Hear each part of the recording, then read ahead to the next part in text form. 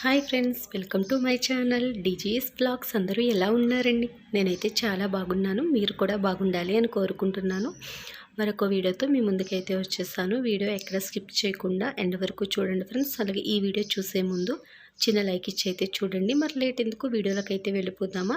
చాలా రోజుల తర్వాత మరొక వీడియోతో మీ ముందుకైతే వచ్చాను. ఈ వీడియో షూట్ చేసి 4 మంత్స్ అవుతుంది అనుకుంటానండి. సో లేట్గా అయితే పోస్ట్ చేస్తున్నాను. ఈ 4 మంత్స్ నుంచి కూడా షార్ట్ వీడియోస్ అయితే పోస్ట్ చేస్తున్నాను, కానీ లాంగ్ వీడియోస్ అయితే పోస్ట్ చేయటం లేదు కదా. ఈ రోజు నుంచి అయితే పోస్ట్ చేస్తానండి. సో ఈ వీడియో వచ్చేసి ముక్కోటి ఏకాదశి రోజు షూట్ చేసిన వీడియో అండి. టైం వచ్చేసి 5:30 అవుతుందండి. టైం అయితే అంతగా గుర్తులేదు, కానీ అమ్మ అయితే మార్నింగ్ 4:30కే లేచేసి ఆ రోజు హౌస్ అంతా కూడా క్లీన్ చేసేసి తలస్నానం అయితే చేస్తుందండి.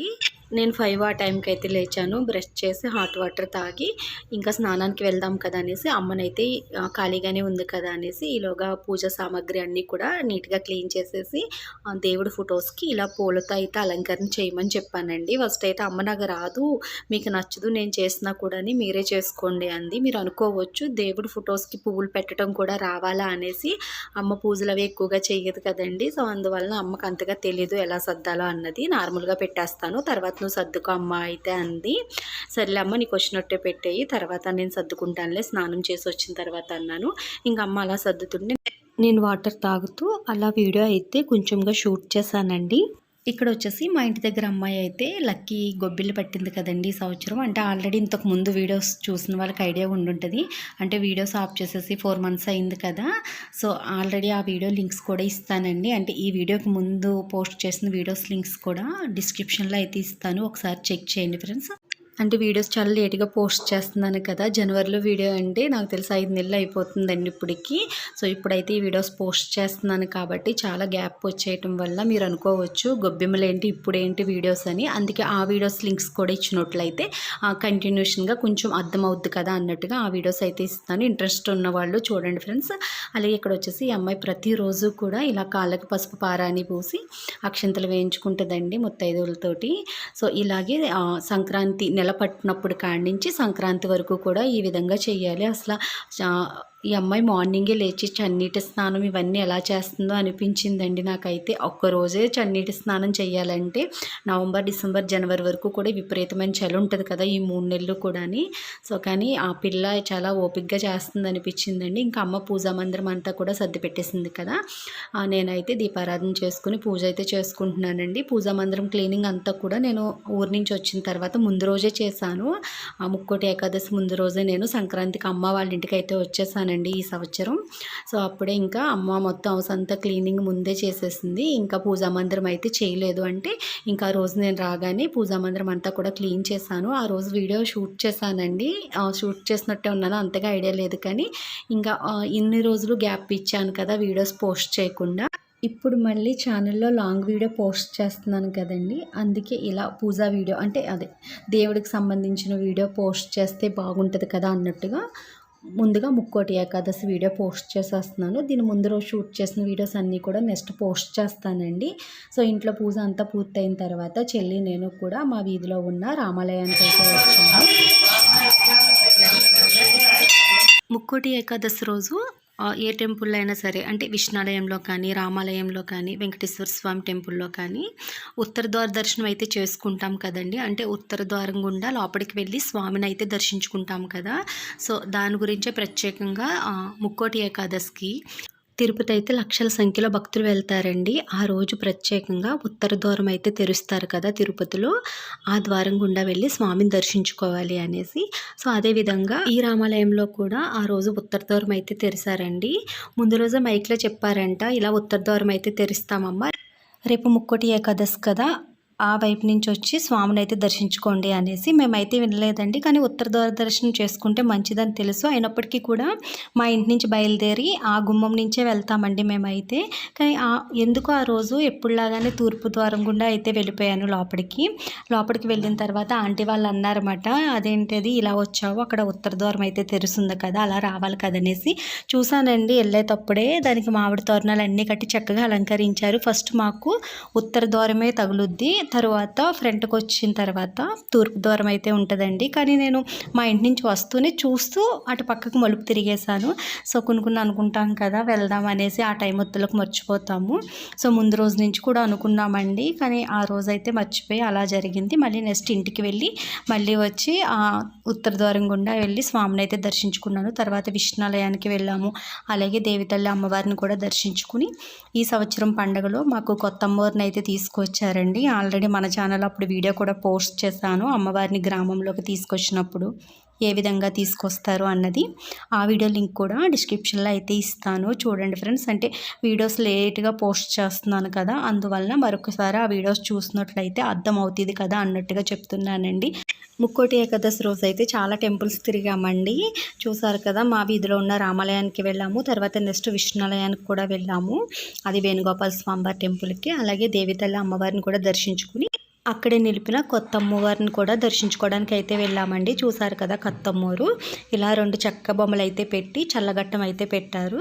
సో అలాగే గరగ కూడా ఉందండి. వెళ్ళి అమ్మవారిని అయితే దర్శించుకుని ఇంటికి అయితే వచ్చేసాము. ఇంటికి వచ్చిన తర్వాత ఇక్కడ ఏంటంటే అమ్మ పిండి వంటలు అయితే చాలా వరకు అన్నీ తయారు చేసేసింది. అంటే పండగకి పిండి వంటలు చేసుకుంటాం కదా, అవన్నీ.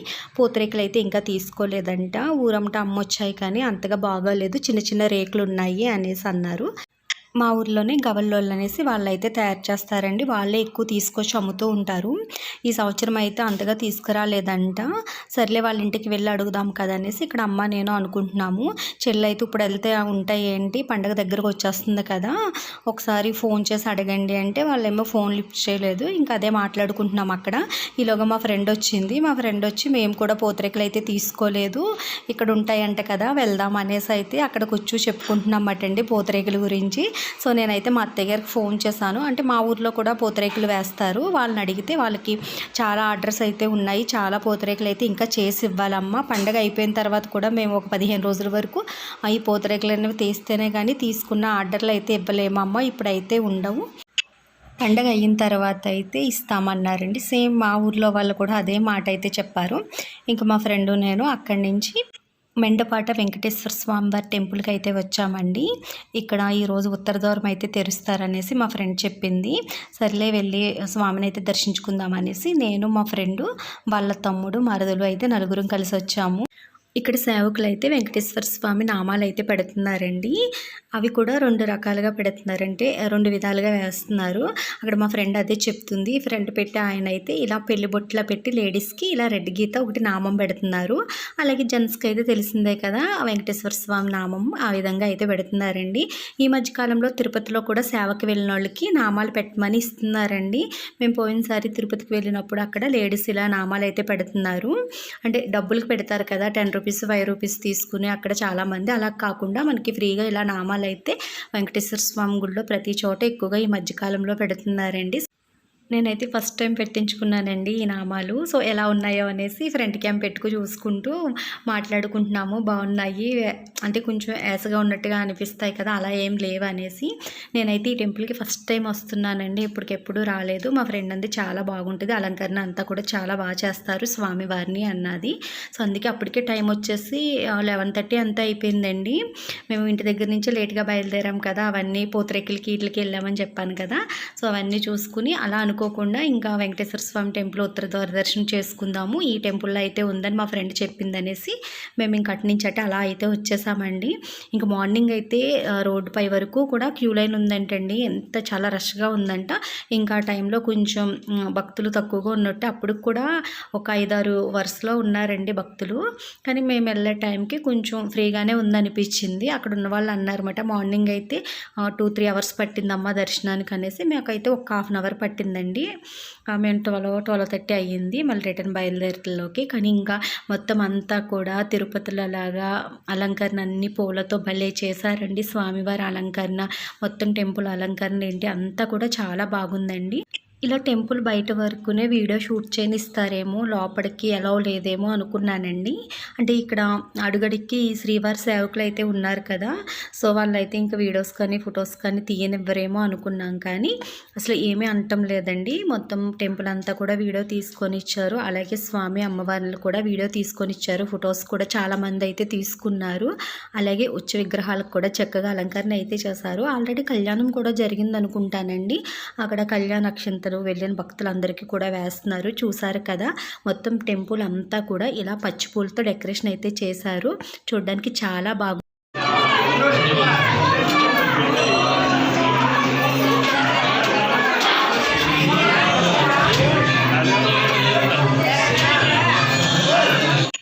చూసారు కదండి, స్వామివారి అలంకరణ కూడా చాలా బాగుంది. నార్మల్గా చూసే కంటా కూడా ఇలా అద్దంలో అయితే ఇంకా బాగా కనిపిస్తున్నారు కదా స్వామివారిని. మనం ఏ టెంపుల్కి వెళ్ళినప్పటికీ కూడా ఎదురుగా చూసుకోవాలండి. అద్దం ఉంటే కనుక ఖచ్చితంగా మనం స్వామి అమ్మవారిని అద్దంలో దర్శించుకుంటే చాలా మంచిదంట. సో చూసారు కదా, ఇక్కడ వచ్చి విగ్రహాలని చెప్పాను కదండి, వాటిని కూడా ఎంత బాగా అలంకరణ చేశారో చూడండి. చుట్టూతా కూడా ఇలా పచ్చిపూల డెకరేషన్ అయితే చేశారు. అలంకరణ అంతా కూడా చాలా బాగుందండి. వచ్చిన ప్రతి ఒక్కరూ కూడా ఖచ్చితంగా ఫొటోస్ కానీ వీడియోస్ కానీ తీసుకోకుండా అయితే వెళ్ళటం లేదండి. మీరు గమనించినట్లయితే అందరూ కూడా ఫొటోస్ వీడియోస్ అయితే తీసుకుంటూనే ఉన్నారు. అంత అందంగా అలంకరణ అయితే చేశారండి. దర్శనం చేసుకుని బయటకు వచ్చిన తర్వాత కూడా ఇక్కడ మీరు చూసారు కదా, ఒక పెద్ద మండపం అయితే కట్టారు. ఆ మండపం కూడా పచ్చిపూలతో డెకరేషన్ చేశారు. అలాగే లేతవి కొబ్బరాకులు ఉంటాయి కదా, వాటితో ఇలా చిలకల్లా చేసి మొత్తం టెంపుల్ అంతా కూడా ఇంకా పూలతో నింపేశారండి. ఇంకా ముక్కోటి ఏకాదశి అంటేనే ఆ రోజు తెల్లవారుజాము నుంచి నెక్స్ట్ తెల్లవారుజాము వరకు కూడా ఇంకా అంటే భజన 24 అవర్స్ భజన కార్యక్రమాలు అన్నవి ప్రతి టెంపుల్లోని నాన్ స్టాప్గా జరుగుతూ ఉంటాయి కదండి. సో ఇక్కడ కూడా అదే జరుగుతుంది. అక్కడ భజన కార్యక్రమాలు అయితే జరుగుతున్నాయి. పాటలు కొన్ని ప్రోగ్రామ్స్ అయితే అవన్నీ కూడా జరిగాయండి. అలాగే మేము స్వామి అమ్మవారిని దర్శించుకున్న తర్వాత పక్కనే శివాలయం కూడా ఉంది. ఆ టెంపుల్లోనే పక్కన ఉందండి. వెళ్ళి శివపార్వతులను కూడా దర్శించుకుని ఇక్కడ ప్రసాదం అయితే ఇస్తున్నారు, అదైతే తీసుకున్నాము. ఆ రోజు మేము ముక్కోటి ఏకాదశి ఉపవాసం అయితే చేసామండి. ఇంకా లిక్విడ్ లాంటివే తీసుకుంటాము కదా, అయినప్పటికీ కూడా టెంపుల్స్లో ప్రసాదం అయితే వద్దనకూడదు కదండి. అందుకే ఇంకా ప్రసాదం అయితే తీసుకొని ఇంకా రిటర్న్ ఇంటికి బయలుదేరిపోయాము. వచ్చే దారిలోనే మా ఫ్రెండ్ వాళ్ళ అమ్మాయి డ్రెస్సులు అయితే ఇచ్చిందంటండి టైలరింగ్ షాప్ దగ్గర. ఇంకా ఆమెకు ఫోన్ చేస్తే కుట్టేశాను మేడం, తీసుకువెళ్ళడానికి రండి అంది. మేము కూడా అక్కడే ఉన్నాము కదా, ఇంకా దగ్గరలోనే ఈ టైలరింగ్ షాప్ అండి. ఇంక వెళ్తూ డ్రెస్ తీసుకు వెళ్ళిపోదాం కదా అనేసి ఇంక టైలరింగ్ షాప్ దగ్గరికి అయితే వచ్చాము. ఇక్కడ ఒకే చోట ఒక 10-15 వరకు టైలరింగ్ షాప్లు అయితే ఉన్నాయండి. ప్రతి టైలరింగ్ షాప్లోని కూడా చాలా మంది అయితే లేడీస్ ఉన్నారండి. ఆ బట్టల షాప్లో కంటా కూడా ఈ పండగ సీజన్ కాబట్టి ఏమోనండి టైలరింగ్ షాప్లోనే ఎక్కువ మంది కనిపించారు. అంటే బ్లౌజులు, డ్రెస్సులు, లాంగ్ ఫ్రాక్లు, లంగావాణిలు అన్నట్టుగా ప్రతి ఒక్కరు కూడా కుట్టించుకోవడానికి ఎక్కువ వస్తారు కదండి. సో ఇంకా ప్రతి టైలరింగ్ షాప్లోనే ఉన్నారండి. ఇంకా బట్టల షాప్లో కూడా అంతమంది లేరు. ఇంకా ఇంతమంది బయట కుట్టించుకుంటున్నారు అనిపించిందండి నాకు. ఇంక నేను మొత్తం వీడియో అయితే ఏం షూట్ చేయలేదు. ఇంక మేము బ్లౌజ్ తీసేసుకుని రిటర్న్ ఇంటికి బయలుదేరిపోయాము. దారిలో పులగర్త వంతెన పైన ఉన్న వెంకటేశ్వర స్వామివారి టెంపుల్కి కూడా వచ్చి అక్కడ కూడా స్వామిని దర్శించుకున్నామండి. టైం వచ్చేసి 1:30 అలా అయ్యింది. అప్పుడైతే ఇంటికి వచ్చాము. సో ఇక్కడ వచ్చేసి చిన్న పాప మార్నింగ్ నుంచి కూడా మా ఫ్రెండ్ కనిపించక వెతుక్కుంటుందంటండి. మార్నింగ్ నుంచి కూడా మనం అయితే చెప్తాం కదా, పలానా వాళ్ళు రాలేదేంటి అన్నట్టుగా. చిన్నపిల్లలు అయితే చెప్పలేరు కదండి. బాను అని పిలుస్తుంటే అది వెతుక్కుంటుందంట. చూసారు కదా, మేము అలా టెంపుల్ నుంచి రాగానే అది వాళ్ళ పెద్దమ్మ దగ్గరికి అయితే వచ్చేసిందండి. దాంతో కాసేపు అయితే ఆడుకున్నాము. ఇంకా రోజు ఫాస్టింగ్ కాబట్టి ఇంక ఫుడ్ అయితే తినం కదా, దారిలోనే జ్యూస్ అయితే తాగేసి ఇంటికి వచ్చేసామండి. ఈ బుడ్డి చూసారా, వీడియో షూట్ చేస్తుంటే కన్ను రెప్ప వేయకుండా ఏ విధంగా చూస్తుందో. వీడియో కట్ చేస్తే టైం వచ్చేసి 3:34 అలా అవుతుందండి. ఏంటి బెల్లం కరగబెడుతున్నామా అనుకుంటున్నారా? మా గోదావరి సైడు సంక్రాంతికి స్పెషల్ పిండి వంట అండి. ప్రతి ఒక్కరూ కూడా కంపల్సరీ అరిసెలు అయితే చేసుకుంటారు. సో ఇక్కడ అరిసెలు అయితే చేయబోతున్నాము. యాక్చువల్గా అరిసెలు వచ్చేసి మా ఇంట్లో చెయ్యాలండి, కానీ మా ఫ్రెండ్ వాళ్ళు మా ఇంట్లో చేస్తాము అనేసి అమ్మ బియ్యపిండి అయితే పట్టించింది మిల్లుకి. ఆ బియ్యపిండి బెల్లం అన్నీ కూడా తెప్పించేసాము. ఎందుకంటే మా ఫ్రెండ్ వచ్చి మా ఇంటి దగ్గర అరిసెలు అయితే వెయ్యాలండి. సో ఆ రోజే వాళ్ళు పాకుండ్లకి బియ్యం అయితే నానపోసుకున్నారంట. వాళ్ళ నాన్నగారు కూడా పిండి అయితే మిల్లుకి నుంచి తీసుకొచ్చారు మేము అక్కడ ఉండగానే. సో ఇంకెందుకు ఎలాగ పాకుండలు వేస్తాం కదా, మా ఇంట్లోనే అరిసెలు కూడా వేసేస్తాము, అమ్మని పిండి పంపించేయమని చెప్పంటే అమ్మ పిండి బెల్లం ఆయిల్ అన్నీ పంపించేసిందండి. ఫస్ట్ ఇంకా అరిసెలు అయితే చేస్తున్నాము. సో చూసారు కదా, అరిసెలు అయితే పొట్టు అన్నది పర్ఫెక్ట్గా రాకపోతే ముక్కలైపోతాయండి. అంటే బెల్లం పాకం అన్నది బాగా చూసి పట్టుకోవాలి. కల్పంగా చేయకంతుంది వంట చూసారా కరెక్ట్గానే ఉందా అంటే పాకం చూసారా అని. పాకం అన్నది పర్ఫెక్ట్గా వచ్చినట్లయితే పిండి కూడా కొలత ప్రకారం వేస్తారండి. మనం కేజీ బెల్లానికి ఇంత పిండి అని అయితే లెక్క ఉంటుంది. సో ఆ పిండి అన్నది పర్ఫెక్ట్గా సరిపోద్ది. ఇక్కడ చూసారు కదండి, కేజీ బెల్లం పాకానికి కూడా అమ్మ ఆడించిన పిండి అయితే కరెక్ట్గా సరిపోయింది. ఆ తడిబియ్యం పిండిని ఆంటీ అయితే మళ్ళీ జల్లించారండి, జల్లించి కొలత పెట్టారు. సేమ్ ఇంకా కేజీ బెల్లానికి ఆ పిండి అంతా కూడా పడిపోయింది. అంటే పాకం పర్ఫెక్ట్గా వచ్చినట్టుమాట. అదే పాకం మనం సరిగ్గా చూడలేనట్లయితే ముదరైన లేత పాకమైనా కూడా మనకి పిండి మిగిలిపోతాం, కానీ పిండి మళ్ళీ ఎక్స్ట్రా పడటం కానీ జరుగుద్దండి. పిండి మిగిలిపోయినట్లయితే మనకి అరిసె అన్నది ముక్కలు అయిపోద్ది. అలానే ఎక్స్ట్రా పిండి వేసామంటే బెల్లం తీపి అన్నది తగ్గుతూ ఉండి అరిసె టేస్ట్ అన్నది బాగోదండి. సో ఇలా మొత్తం పిండి అంతా కూడా ఈ పాకంలో కలిపేసిన తర్వాత ఇందులో కొంచెంగా ఆయిల్ వేసుకోవాలండి. ఆయిల్ వేయటం వల్ల మనకి పిండి పోకుండా ఉంటుంది, అరిసె అన్నది మనకి బాగా స్ప్రెడ్ అవుద్ది. అవునా నోట్లో పెడతావే ఇవాళ ఉపవాసం వల్ల తినేద్దును మరి. ఏ సెలవుడేనా ఏంటి అంకిత? అలా ఉండలు చేసుకొని వండలకి దానిపైన అద్దుకొని. ఆ నువ్వుపప్పులో ఏం కలిపారు? ఏం కలపలేదు, మజ్జిగ కలుపుకుంటారు, లేకపోతే నువ్వుపప్పు అత్తుకోవద్దు. ఇంతకు ముందు అయితే పొయ్యికి దిష్టి. అవును, ఇప్పుడు పొయ్యికి దిష్టి అది ఏంటి 3 వండలు ఎట్టేవేటి? ఒకటి పొయ్యికి ఒకటే కదా ఎత్తాం బాను, 3 ఏంటి చెప్పు మరి. బ్రహ్మ విష్ణు వినాయకుడి భార్యలు ఇద్దరు కదా, వాళ్ళిద్దరికి వేసేవా? రివర్స్లో చెప్పడానికి కరెక్టే, వినాయకుడికే ఎత్తారు, బ్రహ్మ విష్ణు మహేశ్వరులకి ఎట్టరు కదే పొయ్యికి. వినాయకుడిని తలుసుకుని ఏ వంటైనా మొదలుపెట్టి అగ్నిదేవుడు భార్య ఏంటి, వినాయకుడికి ఒకటి, అగ్నిదేవుడికి ఒకటి. కవర్ అలవాట్లేదు మరి, ఇప్పుడు కవర్ అలవాట్లేదని అరిసి రాలేదని చెప్పామంటే ఊరుకోను. అది అంటాకైనా కవర్ అయినా ఏదైనా అరిసే. అరిటాకు లైన్స్ వస్తాయి, కవర్ లైన్స్ రా. ఎందుకు అరిసి ఏగాక ఏది లైన్ అయినా ఒకటే ఓహో ఫింగర్ ప్రింట్ వస్తుందా అనేది అరిసి మీద నూనెలో పెట్టే. ఫింగర్ ప్రింట్ కాదే, అరిసి తీసుకో విధానం లైన్ వల్ల అందం వస్తుంది. ఇది వదలదు, అతుక్కుపోయి ఉంటుంది. అదైతే ఎత్తు పల్లాల కింద ఉంటుంది కాబట్టి ఓకే. అయినా మరి పెద్ద వేయకు, కొంచెం అదే తాటకేసిన చిన్న వెయ్యి. దళసరీకు బాగోదు, మెత్తగా ఉంటుంది. దళసరి ఇంతకులే చాలా దళసరి ఉంది. ఇంకా చిన్న తీసుకుని నెక్స్ట్ అప్పుడు చిన్న చిన్న అరిసెలేవే. ఈ సైజు వేసుకుంటే చాలా, అంతకు మించి వేస్ట్. ఎందుకంటే నీ చేతిలోకి వీలుగా వస్తుంది కదమ్మా. కొంచెం నూనె కాగనివ్వాలేమో.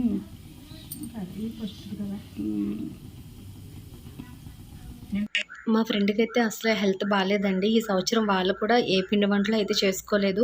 అరిసెలు ఇలా పాకుండలు ఇలాంటివన్నీ కూడా వాళ్ళ ఇంట్లో మా ఫ్రెండే చేస్తుంది. అంటే ఈ పాకం అన్నది చూడటం బాగా తెలుసు మాట, అరిసెలకి పొట్టు ఏ విధంగా పట్టాలన్నది.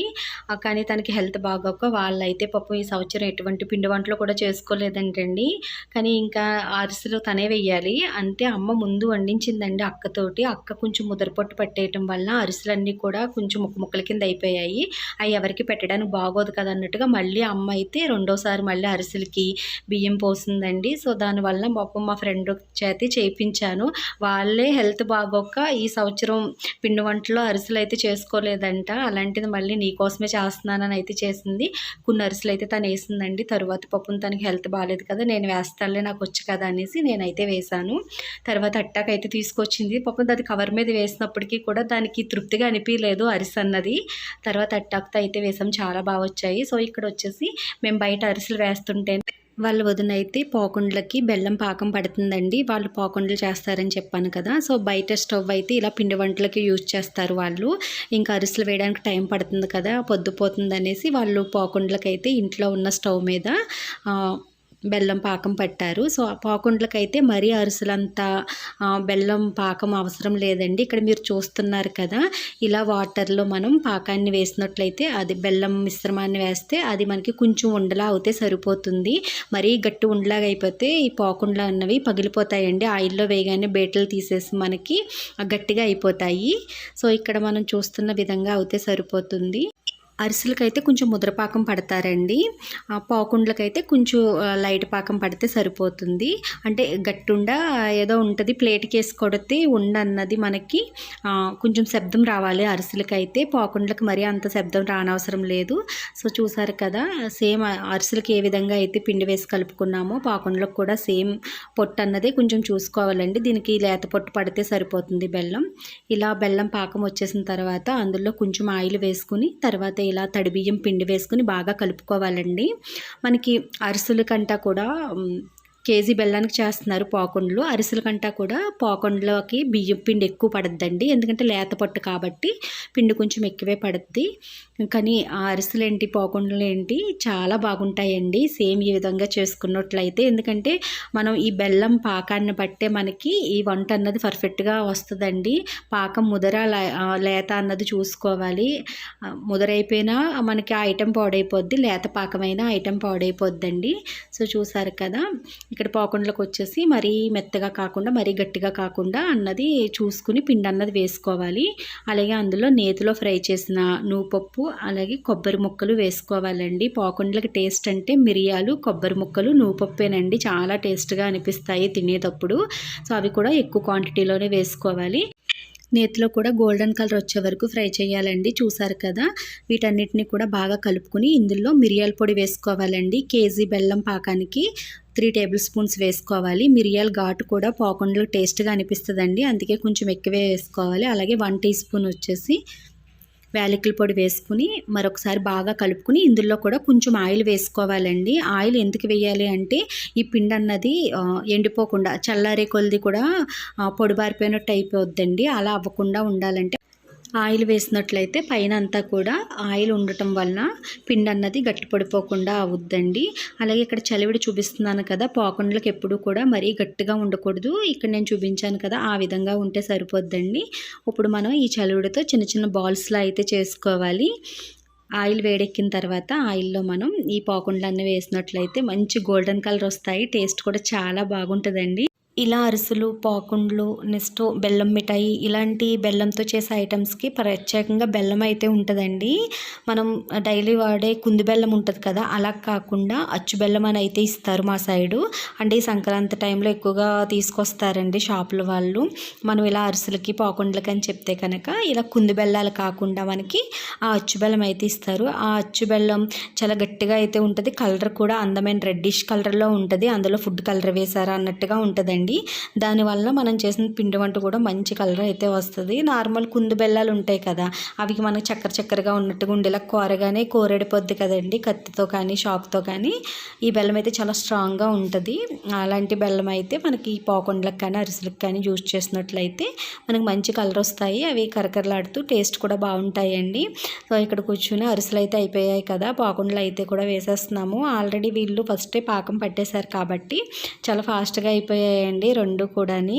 సో పాపం మా ఫ్రెండ్ వాళ్ళు ఈ సంవత్సరం అరిసెలు వండుకోలేనప్పటికీ కూడా నా వలన వాళ్ళ ఇంట్లో నా కోసం మళ్ళీ అరిసెలు అయితే చేశారండి. సో అమ్మ చెప్పాను కదా, ముందు అరిసెలు అయితే చేయించింది, అవన్నీ ముక్కలు అయిపోయాయి, ఎవరికైనా పెట్టడానికి బాగోదు అన్నట్టుగా మళ్ళీ అరిసెలకి అయితే వేసింది. తక్కువే కాబట్టి చాలా ఫాస్ట్గా అయిపోయాయండి.